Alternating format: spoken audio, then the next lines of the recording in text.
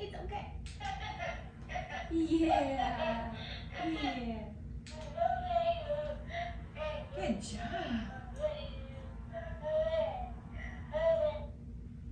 Good job. Yeah. No. Kelly, come on. Good girl, let's go.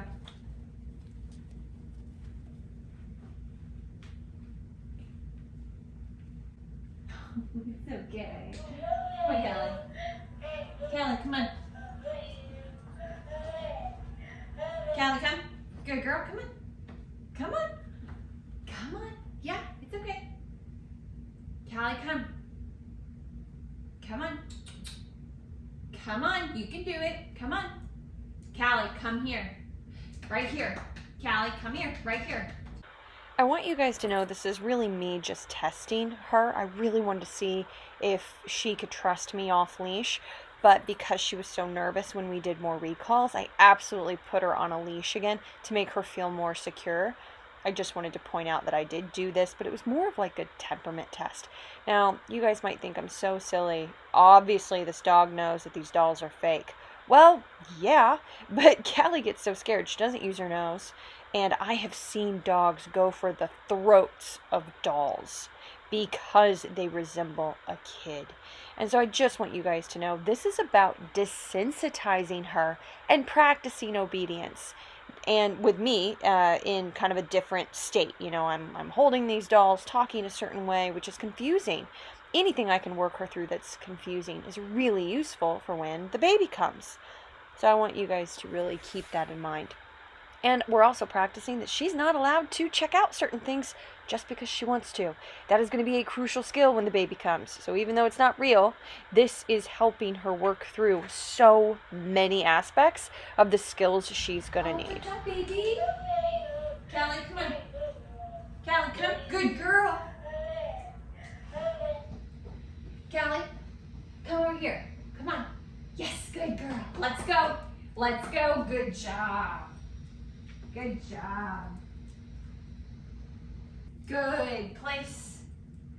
Good job.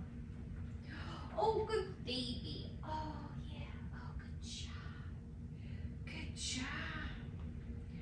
Good job. Oh, yeah. Oh, yeah. No. Good girl. Good baby. Yeah, good. I need to be able to pick up my kid, talk to my baby, and walk by my dog without my dog leaning up to sniff. So yes, I told her no. She is not allowed to invade the space of something I have, whether it's a baby, whether it's food. This dog's not allowed to do that. My dogs won't be allowed either, whether they resource guard or not. That is a personal preference. In my opinion, that's how a household runs the safest and most efficiently until all the dogs settle in and you see how they are and go from there. So here I'm just thinking of some scenarios that would happen every day with your baby and your dog. So I'm pretending she's very real. Callie, let's go. Callie, come on, sweetie. Let's go. Good girl. Good job. Let's go. Come on. Let's go. Let's go. Good girl. I love you too. Listen to my heartbeat. Come on, Callie. Let's go, Callie. Good job. Good job. Down, Callie. Down. Good. Oh, it's a good baby. I need a tissue. Oh, it's a good baby. No. Oh, that's a good baby. Yeah. That's a good baby. I feel so much better. I know. So I'm doing some calming work with her because she was struggling, practicing picking up the baby off the floor. She's not allowed to care. Now this is her first day doing it this intensely. And by day 5, she was starting to take some food calmly. We were hesitant to use food, playing around with it, but it ended up being fine for her place duration work. And just trying to come up with all kinds of scenarios to work her organically around these dolls. Any confidence I can build in her ability to listen to me, to not do something she wants to do, and build comfort around something that makes these types of noises is going to be a good thing. Listen to my heartbeat. Out. Out. Go on. Out. Good. Good girl. Out. Go on. Good. Shh, shh, shh, shh. Good girl. I love you. Good job. As good as she is at out, I chose not to correct her for not listening because it's such a different scenario for her. So I continued to cue her, repeat myself, add body language, and I was really excited to get to be able to work on pressure with these dolls. The dolls move into Callie, and Callie has to move away from them. Good job, Cal. Out. Good girl.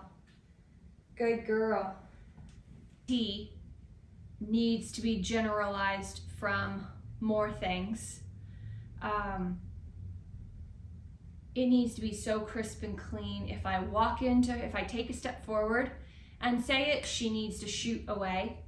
If I'm relaxed and I say it, and it's just the verbal, there's no body language behind it, she needs to get up and move away. That needs to be way more crisp and comfortable.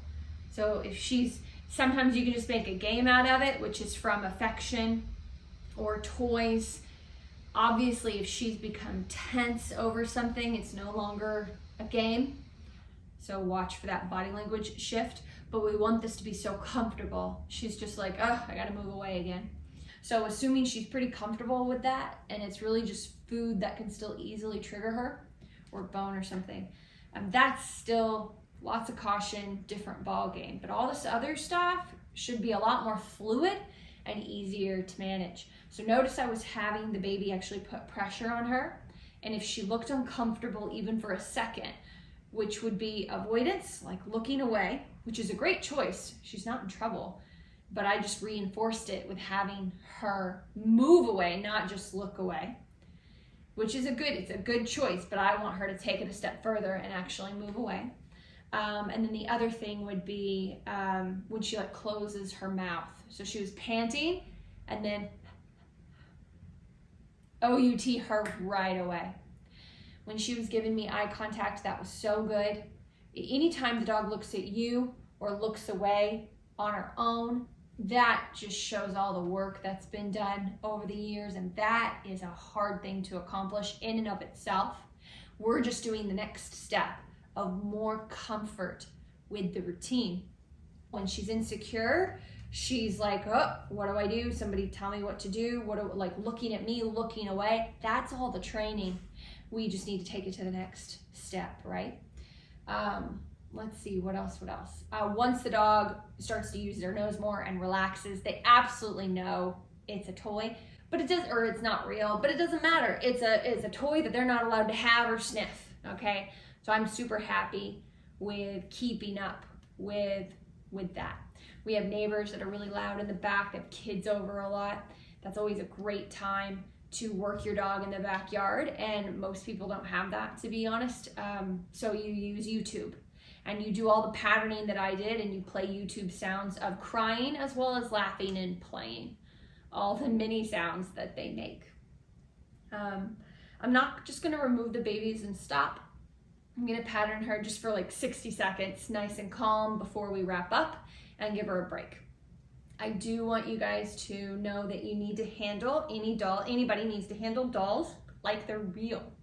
So I was playing around with being firm with her and talking to her in this calm state of mind, like I would be, oh, good baby, come on, Callie, good baby. I was playing around with that because that's gonna be real life. Don't be overly demanding. Get a leash and help your dog. Sometimes we ask too little, and dogs aren't ever problem solving for themselves, and then we ask too much, and we end up damaging our relationship and our trust we've built with the dog. So I probably tapped her, she's fully Ecollar trained, I tapped her at a low level. She jumped a bit, and it was a low level, and it was only like a 10. And for her, that's like motivational level. It's nothing major, like she's in trouble or anything. And when she kind of jumped at it, I was like, oh, okay, she needs help. So let me help her work through it a bit. And then after a few days of working on this, I can have her off leash or drop the leash again. So keep that in mind, but don't do everything for your dog. You need them to problem solve a little bit too. It's just it's common sense and knowing your dog and not being afraid to make them uncomfortable, but not being too demanding of them either when you have an electronic device. Because then sometimes we can be too demanding of them and expect them just to listen because they know how to listen. But when a dog is fearful or fear aggression, you should be more wary of how you're using this through a fearful situation. At no time did she show aggression for me to need to crank up the dial for any reason. It was all fear, a little bit of hyper focus, but that was easy to get her out of. I need to work her through fear. Well, if I'm calling my dog to me through a really fearful situation, whenever I would tap and she's like, what? Come here. Sometimes this can cut through all that noise in the brain beautifully. But if you are too demanding, if it's too hard, sometimes it can work the opposite way for you. So just be aware of that when you're playing with Ecollar with fear issues. It's a really, really great tool because they're doing more work on their own rather than you having to pop or pull the dog to you. But if you notice, as soon as I picked up the leash, I don't think I used it at all. She just knew she was on leash and she felt more secure and following me. I don't want to baby her after that. That was super stressful. I don't want to baby her. What is this? What is this? Good girl. So nice and calm. Ooh, you're tense. Good job.